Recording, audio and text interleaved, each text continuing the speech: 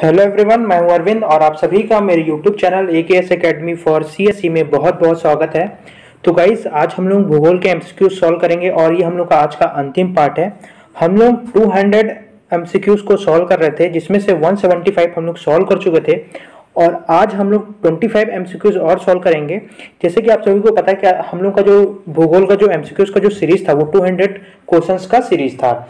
RRB NTPC और railway group D के लिए जो अभी अभी वैकेंसीज का जो एग्जाम होना है 15 दिसंबर को। तो गाइस, उसी सीरीज को हम लोग आगे बढ़ाते हैं। हम लोग का जो नेक्स्ट पार्ट है वो पार्ट 8 है, जिसमें आज हम लोग 25 MCQs को सॉल्व करेंगे। तो गाइस, पिछले 7 पार्ट का जो आप लोग यदि वीडियो नहीं देखे तो उस सभी वीडियो की लिंक मैंने डिस्क्रिप्शन बॉक्स में डाल दी है। तो गाइस प्लीज जाके देखिए, या तो आप मेरे चैनल के प्लेलिस्ट में भी जाके देख सकते हैं। तो गाइस चलिए हम लोग बिना टाइम वेस्ट किए आगे बढ़ते हैं। और आगे बढ़ने से पहले गाइस, जो लोग भी अभी तक मेरे चैनल को सब्सक्राइब नहीं किए हैं तो गाइस प्लीज चैनल को सब्सक्राइब कर दीजिएगा। उसके बाद जो बेल आइकन है उसको प्रेस कर दीजिएगा ताकि लेटेस्ट वीडियो का नोटिफिकेशन आप तक पहुंचता रहे। तो देखिए गाइस, हमारा पहला प्रश्न है, भारत में पहली बार जनगणना कब हुई थी? बहुत बहुत महत्वपूर्ण प्रश्न, मे भी हो सकता है आपके एग्जाम में पूछ लिया जाए। तो देखिए, भारत में जो पहली जनगणना हुई थी वह हुई थी 1872 को।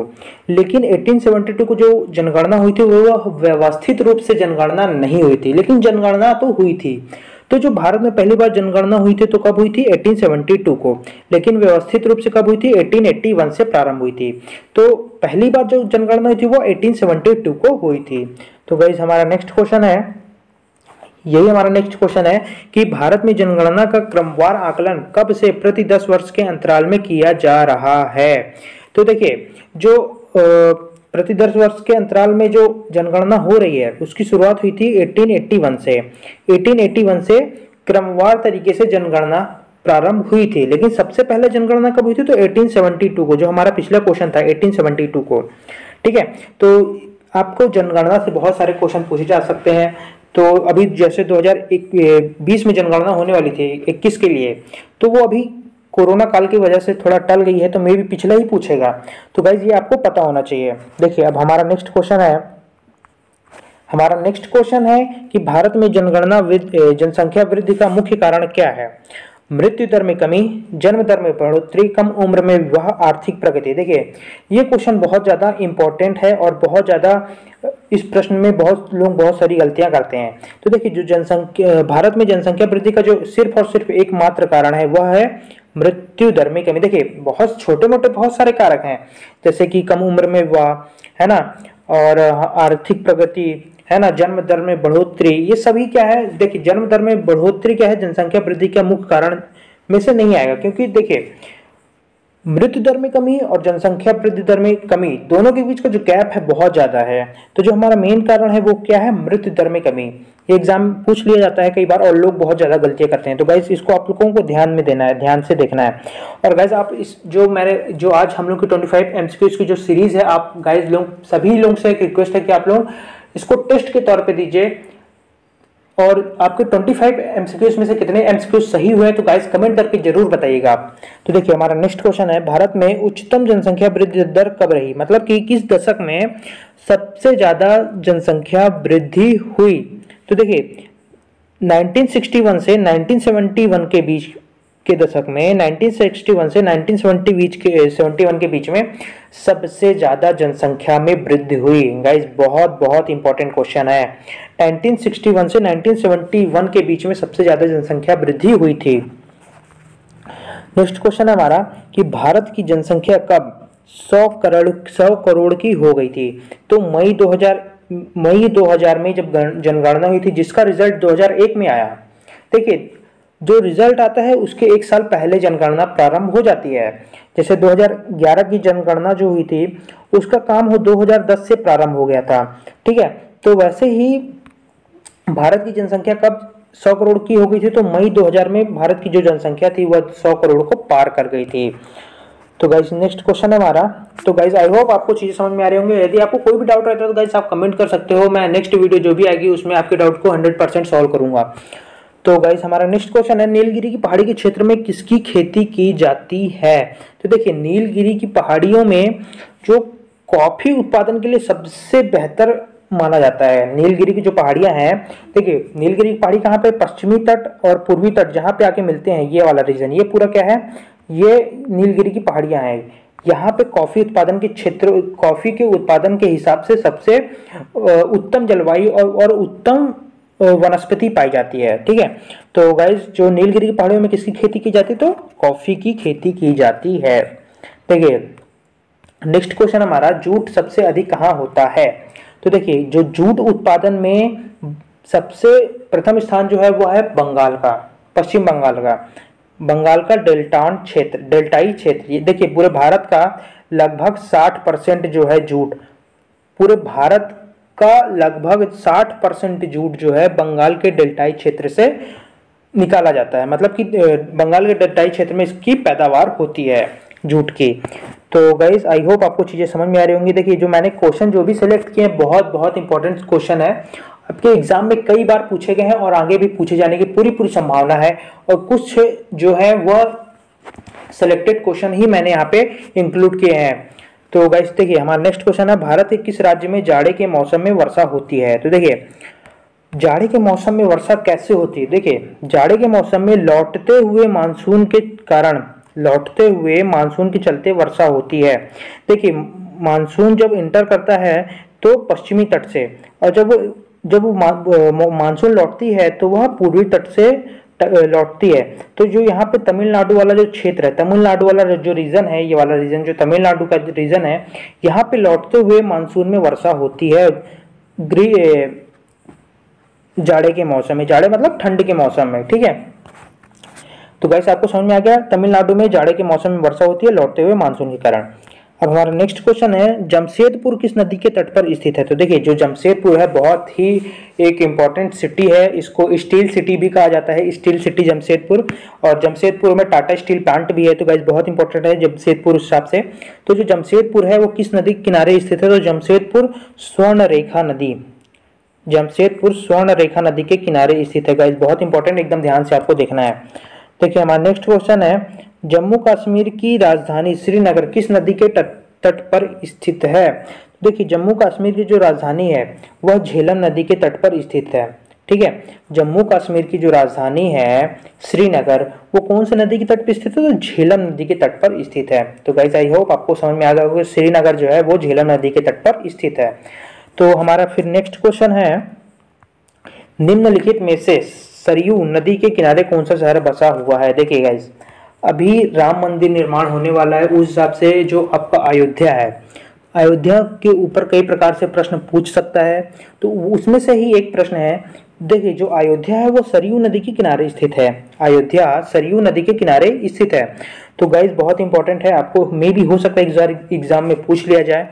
तो अयोध्या तो अपने आप में इंपॉर्टेंट हो ही गया है, तो आपको अयोध्या से कई प्रकार से प्रश्न पूछ सकता है, जिसमें से एक तरीका ये भी हो सकता है। ठीक है, तो हमारा नेक्स्ट क्वेश्चन है, नासिक किस नदी के तट पर स्थित है। तो देखिए जो नासिक है वह गोदावरी नदी के तट पर स्थित है। कहाँ पे स्थित है, नासिक गोदावरी नदी के तट पर स्थित है। और दूसरा एक और चीज है कि नासिक में कुंभ का मेला भी लगता है, इसलिए भी नासिक बहुत ज़्यादा फेमस है। और ये कुंभ मेला जो लगता है वो गोदावरी नदी पे ही लगता है। ठीक है, तो जो नासिक है गोदावरी नदी के तट पर स्थित है। नेक्स्ट क्वेश्चन है हमारा, किस स्थान पर भागीरथी और अलकनंदा मिलकर गंगा नदी का निर्माण करते हैं। देखिए गंगा नदी कोई नदी नहीं है, दो नदियों के मिलने से गंगा नदी का उद्गम हुआ है। तो भागीरथी और अलकनंदा के मिलने पे, और ये मिलते कहाँ पे हैं, तो देवप्रयाग में। भागीरथी और अलकनंदा के मिलने पर जो नदी का निर्माण होता है उसे ही गंगा नदी कहा गया है। और ये गंगा नदी मतलब कि कहाँ पे मिलती हैं, अलकनंदा, भागीरथी और अलकनंदा, तो देवप्रयाग में आके मिलती हैं। ठीक, नेक्स्ट क्वेश्चन है, दक्षिण भारत की सबसे लंबी नदी कौन सी है। देखिए दक्षिण भारत की जो सबसे लंबी नदी है वह है गोदावरी। दक्षिण भारत की सबसे लंबी नदी कौन सी है, गोदावरी। और गोदावरी भारत की 5वीं सबसे बड़ी नदियों में से एक है। तो गाइस दक्षिण भारत की सबसे लंबी नदी कौन सी है, तो दक्षिण भारत की सबसे लंबी नदी है गोदावरी। ठीक, तो नेक्स्ट क्वेश्चन हमारा 190 नंबर प्रश्न है, हिमालय का दूसरा सबसे ऊंचा पर्वत शिखर कंचनजंगा किस राज्य में स्थित है। देखिए हिमालय का दूसरा सबसे ऊंचा पर्वत, तो पहला कहाँ पे है, तो पहला नेपाल में है, माउंट एवरेस्ट। पहला नेपाल में है नेपाल के माउंट एवरेस्ट में। तो ये एग्जाम में बहुत ज़्यादा कई बार पूछा जा चुका है, इसको सभी जानते हैं, नेपाल में माउंट एवरेस्ट है। तो आपको उसके अलावा क्या पूछ सकता है हिमालय से, तो ये पूछ सकता है कि दूसरा सबसे ऊंचा पर्वत शिखर कंचनजंगा भारत किस राज्य में स्थित है। तो जो कंचनजंगा है वह किस राज्य में स्थित है, तो वह सिक्किम राज्य में स्थित है। कौन से राज्य में, सिक्किम राज्य में। तो गाइज आई होप आपको चीजें समझ में आ रही होंगी। बढ़ते हैं नेक्स्ट क्वेश्चन की ओर। भारतीय मानक समय हुआ ग्रीनविच समय में अंतर है। तो देखिए इसको काट दीजिए, हुआ भारतीय मानक समय ग्रीनविच शहर में अंतर, ग्रीनविच समय में अंतर है। देखिए ग्रीनविच, इंग्लैंड के ग्रीनविच शहर से 0 डिग्री देशांतर रेखा जाती है, 0 डिग्री देशांतर रेखा। गाइस मैंने अक्षांश और देशांतर रेखा में पूरा पढ़ाया है, और अक्षांश और देशांतर रेखा का जो वीडियो का जो लेक्चर है उसका जो लिंक है वो मैंने डिस्क्रिप्शन बॉक्स में डाल दिया, तो गाइस आप प्लीज जाके देखिए। तो 0 डिग्री अक्षांश को ग्रीनविच रेखा कहते हैं। तो भारत का जो मानक समय रेखा है वो 82.5 डिग्री है ना, 82.5 डिग्री है, और हर एक डिग्री में 5 मिनट का अंतर होता है। तो इस हिसाब से जो हमारा जो समय है कितने समय आ गया है, तो 5.5 घंटा। देखिए इंग्लैंड का जो ग्रीनविच शहर है वो 0 डिग्री देशांतर है, और जो भारत का जो मानक समय है वो 82.5 डिग्री है, 82.5 डिग्री पूर्वी देशांतर है। तो हर एक डिग्री के बीच में 5 मिनट का, सॉरी 5 नहीं 4 मिनट का अंतर होता है। तो उस हिसाब से आप कैलकुलेट कर लेंगे यहाँ पे, तो आपको 5.5 घंटा आ जाएगा। तो गाइस बढ़ते हैं हम नेक्स्ट क्वेश्चन की ओर। भारत की सिलिकॉन घाटी किसे कहा जाता है, तो भारत की सिलिकॉन घाटी बेंगलुरु को कहा जाता है। बहुत ही जनरल और कॉमन क्वेश्चन है, आपको पता होना चाहिए। भारत की सिलिकॉन घाटी किसे कहा जाता है, तो बेंगलुरु को। नेक्स्ट क्वेश्चन है, वायु में अपेक्षिक आर्द्रता मापन यंत्र है। तो देखिए वायुमंडल में जो आर्द्रता नापते हैं वह किस यंत्र के द्वारा नापता है, तो हाइग्रोग्राफ के माध्यम से वायुमंडल में उसकी अपेक्षिक आर्द्रता नापी जाती है। ठीक है, तो नेक्स्ट क्वेश्चन हमारा, विश्व की सबसे तेज बहने वाली महासागरीय जलधारा। देखिए विश्व की सबसे तेज बहने वाली महासागरीय जलधारा कौन सी है, गल्फ स्ट्रीम जलधारा। ठीक, ये गाइज बहुत बहुत इंपॉर्टेंट क्वेश्चन है ये, तो आपको एकदम ध्यान से देखना है, और कमेंट करके गाइज जरूर बताइएगा कि आपके 25 प्रश्नों में से कितने प्रश्न सही हुए। भारत में सर्वोच्चतम चाय कहाँ पैदा होती है, तो सर्वोच्चतम चाय जो पैदा होती है वह दार्जिलिंग में, सर्वोच्चतम चाय दार्जिलिंग में। और यहाँ पे चाय के कॉफी भी पूछ सकते हैं कभी कभी, कॉफी, चाय और कॉफी दोनों अलग चीज है गाइस। तो कॉफी कर्नाटक में पैदा होती है, और जो चाय है वह दार्जिलिंग असम वाले रीजन में पैदा होती है। ठीक, नेक्स्ट क्वेश्चन है, विश्व के क्षेत्रफल की दृष्टि से सबसे बड़ा सागर कौन सा है, तो जो सबसे बड़ा सागर है वह दक्षिण चीन सागर है। देखिए यहाँ पे सागर और महासागर में अंतर है, महासागर में तो सबसे बड़ा महासागर प्रशांत महासागर, यहाँ पे सागर पूछा है, तो दक्षिण चीन सागर सबसे बड़ा सागर है। नेक्स्ट क्वेश्चन है हमारा, यहाँ पे द्वीप की सर्वाधिक संख्या किस महासागर में स्थित है। देखिए द्वीप यहाँ पे गलत लिख गया है, यहाँ पे द्वीपु लिख गया है, तो यहाँ पे आपको द्वीप कर लेना है, द्वीप ये वाला। चलिए, द्वीप की सर्वाधिक संख्या किस महासागर में देखने को मिलती है, तो देखिए प्रशांत महासागर में सबसे ज्यादा द्वीप हैं। ठीक, देखिए प्रशांत महासागर सबसे बड़ा महासागर तो है ही है, और इस महासागर में सबसे ज्यादा द्वीप हैं। ठीक, चलिए नेक्स्ट क्वेश्चन हमारा, देखिए सिंपल फॉरवर्ड क्वेश्चन है, और क्वेश्चन सेम टू सेम ऐसे ही पूछे जाएंगे आपसे। तो गाइस एकदम ध्यान से आपको प्रश्नों को हल करना है। नेक्स्ट क्वेश्चन है कि विश्व का सबसे बड़ा द्वीप है, तो विश्व का सबसे बड़ा द्वीप जो है वह है ग्रीनलैंड। कौन सा है, ग्रीनलैंड। विश्व का सबसे बड़ा द्वीप कौन सा है, तो विश्व का सबसे बड़ा द्वीप ग्रीनलैंड। ठीक, चलिए नेक्स्ट क्वेश्चन हमारा, भारत का सबसे बड़ा द्वीप कौन सा है, तो भारत का जो सबसे बड़ा द्वीप है वह है मध्य अंडमान। देखिए ये भारत है, अब यहाँ पे इस प्रकार से ये पूरा क्या है, अंडमान निकोबार द्वीप समूह है।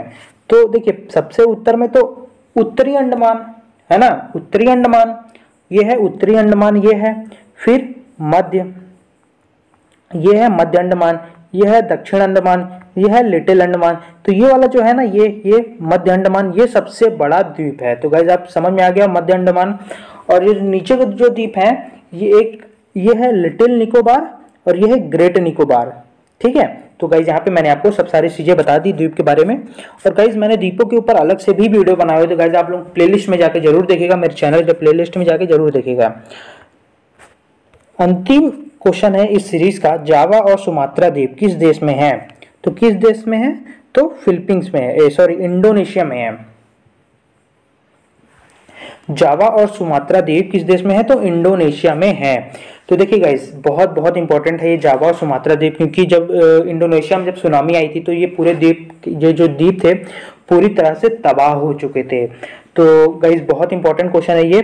तो गाइस ये रहा हम लोग का 200 क्वेश्चन का सीरीज, जिसमें हम लोगों ने 8 लेक्चर में कंप्लीट किया है और हर एक लेक्चर में हम लोगों ने 25 एमसीक्यूज को सॉल्व किया है और हर एक क्वेश्चन के पीछे का फैक्ट, हर एक चीज़ों को मैंने बहुत ही डिटेल और बहुत ही डिस्क्राइब वे में समझाने की कोशिश की आपको। तो गाइज आई होप आपको चीज़ें समझ में आ गई होंगी। तो guys thank you so much for watching this video and guys please like share and subscribe. तो गाइज आप कमेंट करके जरूर बताइए कि आपके 25 एमसीक्यूज में से कितने एमसीक्यूज सही रहे और आपको क्या डाउट है और आप और किस विषय में एमसीक्यूज चाहते हैं। तो गाइज प्लीज़ कमेंट करके बताइएगा। And guys thank you so much for watching this video. Guys video छोड़ने से पहले गाइज प्लीज़ चैनल को सब्सक्राइब कर दीजिएगा, वीडियो को लाइक कर दीजिएगा और शेयर कर दीजिएगा। मिलते हैं नेक्स्ट लेक्चर में, तब तक के लिए गुड बाय, थैंक यू।